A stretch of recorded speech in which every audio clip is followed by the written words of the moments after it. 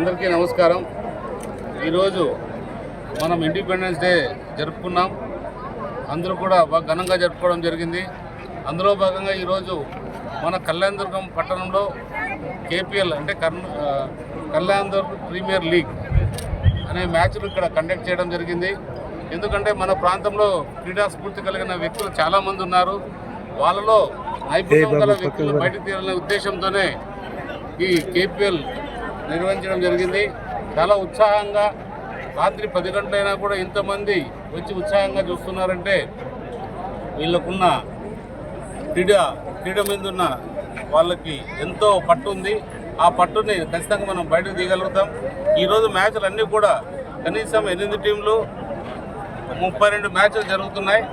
అంటే 32 మ్యాచ్లు కూడా మన కళ్యాణదుర్గం ప్రాంత వాసులకే. దీంట్లో ఏ ఒక్కరు కూడా బయట వాళ్ళకి అవకాశం ఇవ్వలేదు. ఎందుకంటే ఎప్పుడైతే మన ప్రాంతం వాళ్ళకి మనం జరుపుకుంటామో వీళ్ళలోనే మనం బలమైన టీములను సెలెక్ట్ చేసుకొని రేపు పొద్దున డిస్ట్రిక్ట్ లెవెల్లో కావచ్చు, లేదా రాష్ట్ర లెవెల్లో కావచ్చు, దేశ లెవెల్లో కూడా మనం పంపించే అవకాశాలు ఉంటాయి.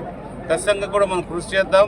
వాళ్ళ పట్టుదలని వాళ్ళకున్న స్ఫూర్తిని అన్ని కూడా ముందుకు తీసుకెళ్లాలనే సంకల్పంతోనే ఈరోజు నాకు సహకరించిన మన మిత్రులందరూ కూడా పేరు పేరున ధన్యవాదాలు.